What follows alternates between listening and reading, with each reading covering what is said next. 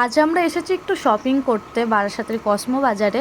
কারণটা হলো কিছুদিনের মধ্যেই আমরা যাচ্ছি একটু ঘুরতে। কাছে পিঠে দুদিনের জন্য একটু ঘুরে না আসলে মনটা রিফ্রেশ হয় না, তাই না? আর অনেক দিন হয়ে গেছে আমরা ঘুরতেও যাই না। এতক্ষণ নিচের ফ্লোরে মানে জেন্টস সেকশনে দেখছিলাম ননির পাপার জন্য প্যান্ট, বাট যেগুলো পছন্দ হচ্ছিল সেগুলো সাইজে আসছিল না, আর যেগুলো সাইজে আসছে ওগুলো পছন্দ হচ্ছিল না।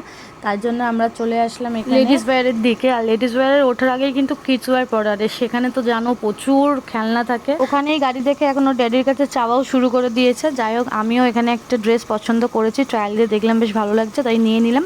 এখন নিচের দিকে নামছি ননির জন্য কিছু একটা নিয়ে, তারপর বাড়ির দিকে যাব না, আরও কিছু কেনাকাটি আছে। ছোট ছোট গাড়িগুলো দেখে চলো ব্যাট গাড়ি চাইছে বলে একটা ব্যাট বল দিয়েছে, কারণ গাড়ি বাড়িতে প্রচুর রয়েছে। তারপরে ওর ব্যাট বল পছন্দ না, গাড়িই নেবে। আর ননির পাপার এদিকে কাণ্ড দেখে, বলছে এটা আমাকে পরলে কেমন লাগতো বলো তো বিয়েতে। আমি বলছিলাম পুরো রাজপুত্র লাগতো। ওই বলছি বলে স্মাইলটা একটু বেশিই হচ্ছিল আর কি। দেন এইসব ইয়ার্কিটা করার পরে ও ট্রায়াল দিল ওর একটা জামা দিয়ে। আমাদের কেনাকাটি সব হয়ে গেছে, এখন বেলুন সেকশনে বিল করছি।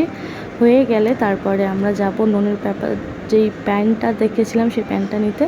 নেওয়া হয়ে গেলে এই দোকানটার পাশেই মন্দিরের কাছে গিয়ে একটু প্রণাম সেরে বাড়ি চলে যাব। আর বারাসাতের হনুমানজির এই মন্দিরটা কিন্তু খুবই জাগ্রত।